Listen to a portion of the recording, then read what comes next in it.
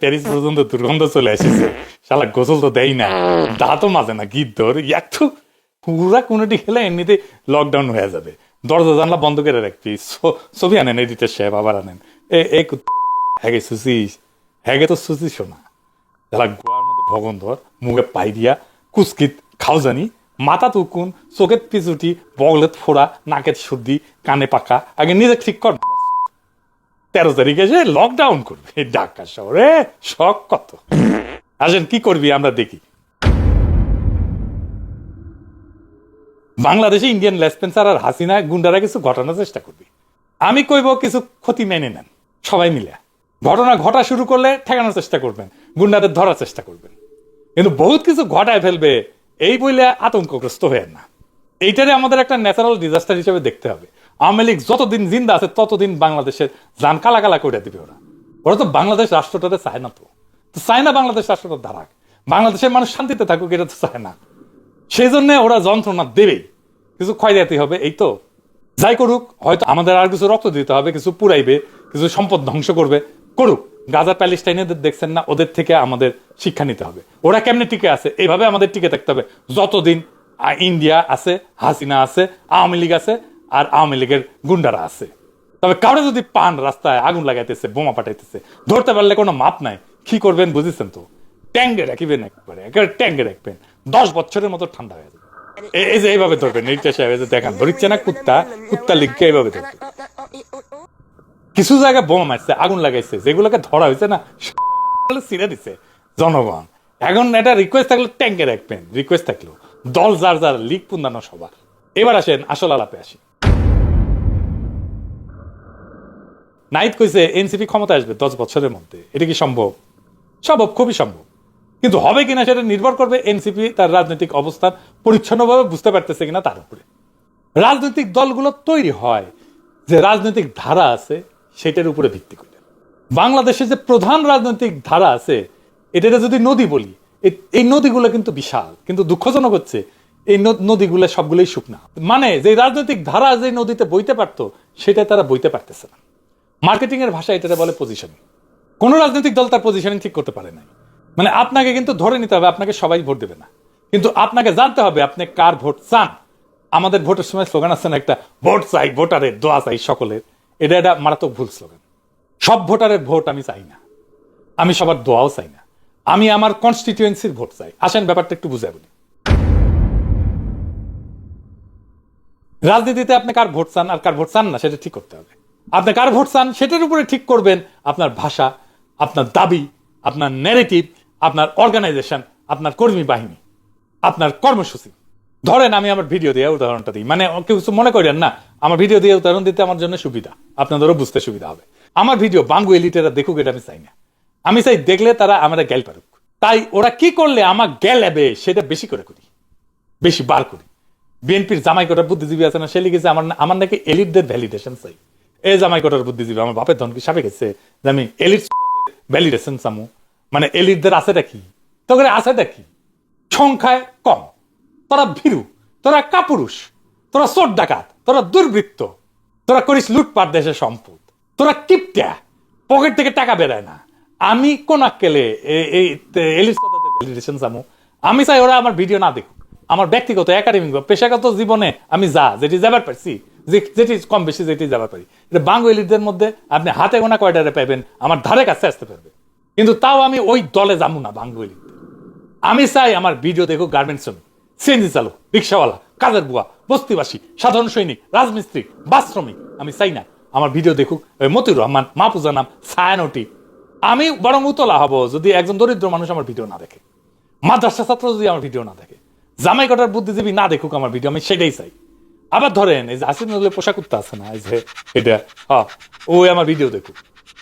আবার এটা চেনার দরকার নাই, এগুলো কুত্তা প্রচুর আছে। যাই হোক, এখন সব মাদ্রাসা ছাত্র কি আমার দর্শক হোক, দরিদ্র মানুষ আমার দর্শক হোক, সেটা আমি চাই না। আমি সবাইটা দেখাইতে চাই না।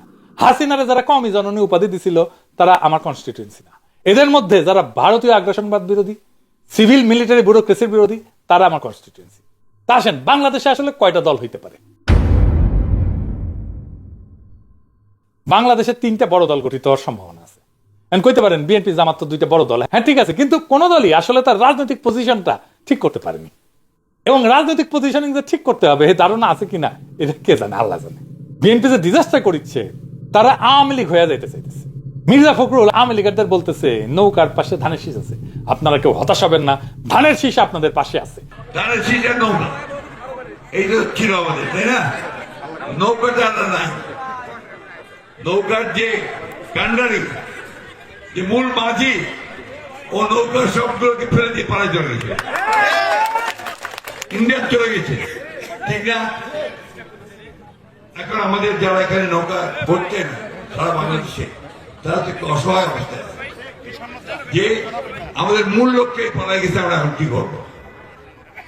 তো সেই জায়গায় আমি আপনাদেরকে এইটুকু আশ্বাস দিতে পারি যে আপনাকে হতাশ হবেন না, ধানের শীষ আপনাদের পাশে আছে, আমরা আপনাদের পাশে আছি।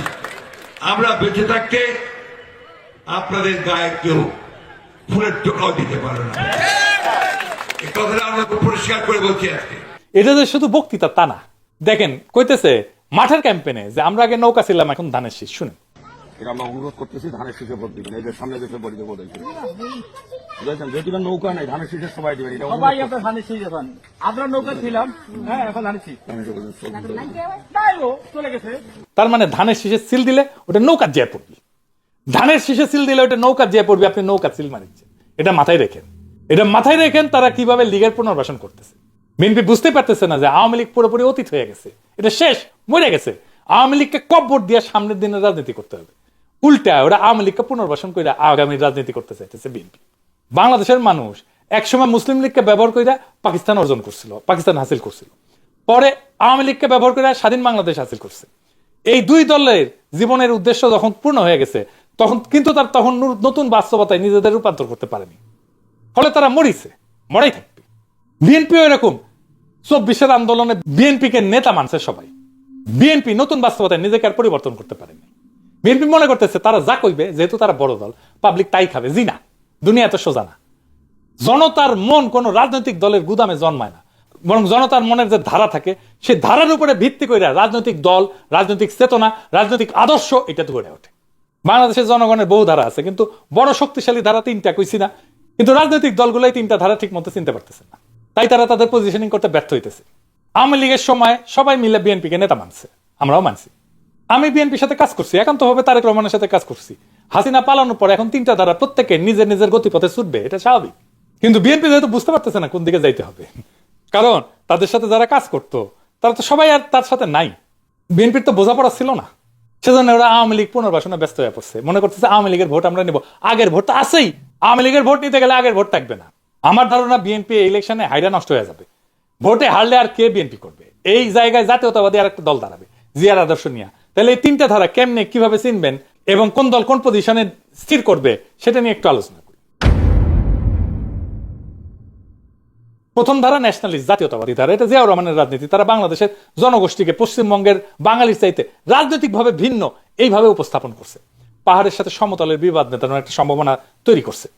করতে পারছে কিনা সেটা অন্য জিনিস, কিন্তু সম্ভাবনা দেখাইছে।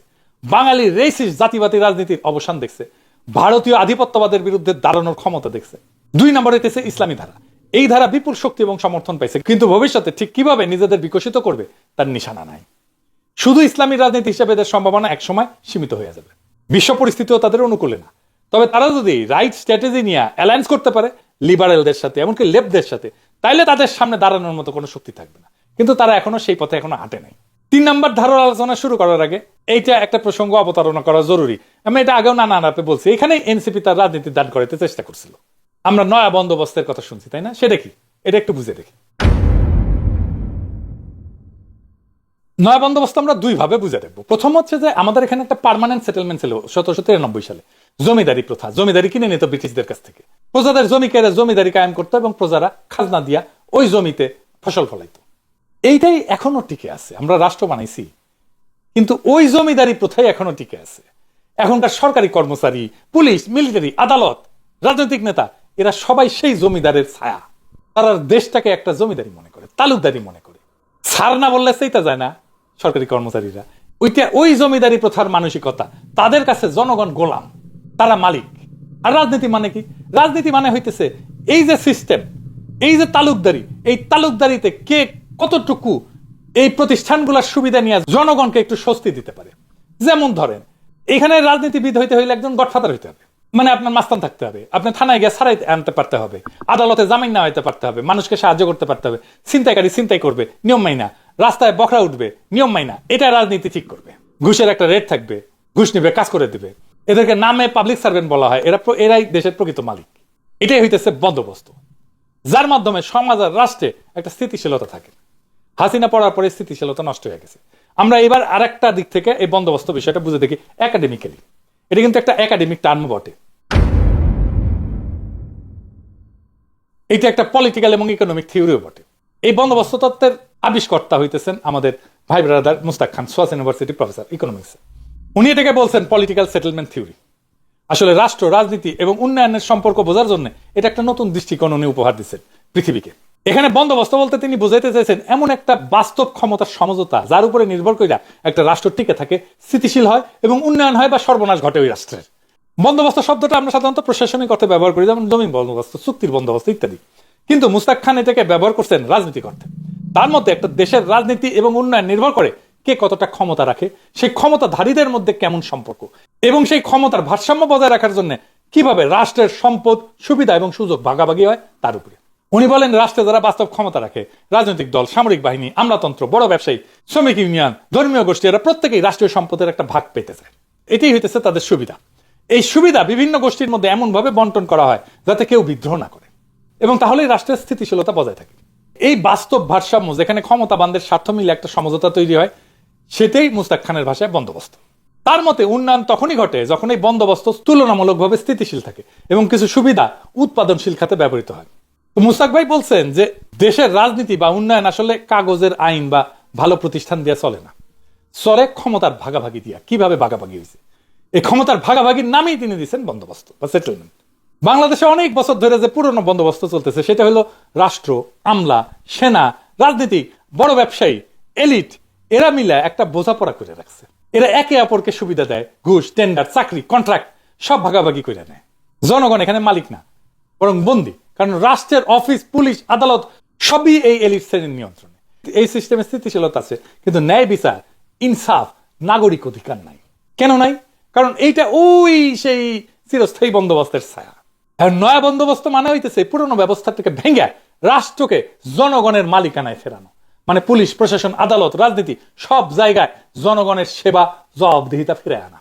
এখানে বন্দোবস্ত মানে কিন্তু নতুন কোনো দল গড়া না, বরং ক্ষমতার একটা নতুন ভারসাম্য তৈরি করা, যেখানে সিদ্ধান্ত হবে জনগণের স্বার্থে, নিয়ম হবে সবার জন্য সমান, আর সুযোগ বা সুবিধা ভাগাভাগি হবে যোগ্যতার ভিত্তিতে, দলীয় আনুগত্য দিয়ে না। বোঝা গেছে?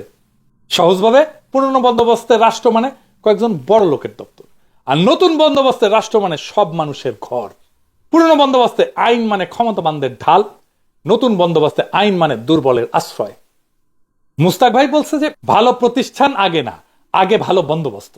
মানে আগে ঠিক করতে হবে কে আসলে ক্ষমতা চালাবে, কেমন ভাবে ভাগ হবে সেই ক্ষমতা এবং সুবিধা। যখন এই ভারসাম্য ন্যায্যভাবে হবে, তখন ভালো প্রতিষ্ঠান নিজে থেকে টিকে যাবে। যখন রাষ্ট্রের ক্ষমতা এবং সুবিধা ভাগাভাগির নিয়মটা ন্যায্য হবে, ইনসাফপূর্ণ হবে, তখনই দেশ ঠিক মতো চলবে।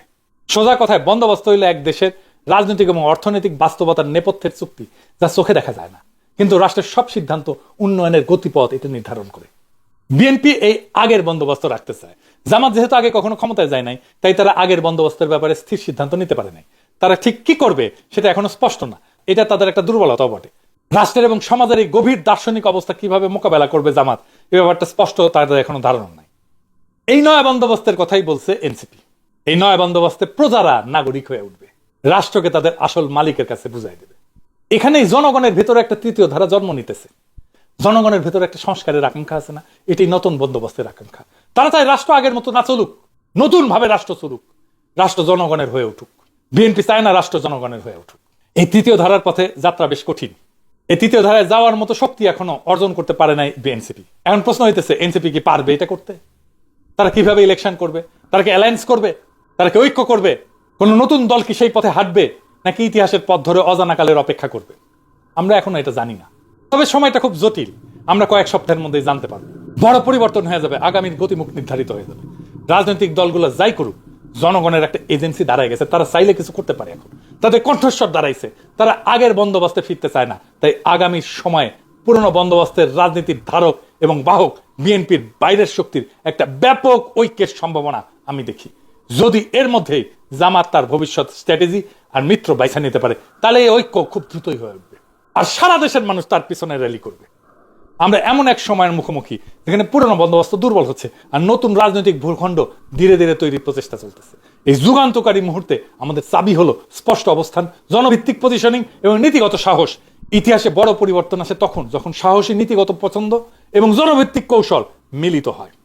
যদি এনসিপি বা কোনো নতুন প্ল্যাটফর্ম সত্যিকারের প্রতিনিধিত্ব করতে চায় জনগণে, তারা প্রথমে নিজেদের পজিশনটা পরিষ্কার করবে, জনসাধারণকে কেন্দ্রে রাখবে এবং শক্তিমত্তা এবং ন্যায্যতা দিয়ে, ন্যায় দিয়ে, ইনসাফ দিয়ে তার রাজনীতিটা তৈরি করবে।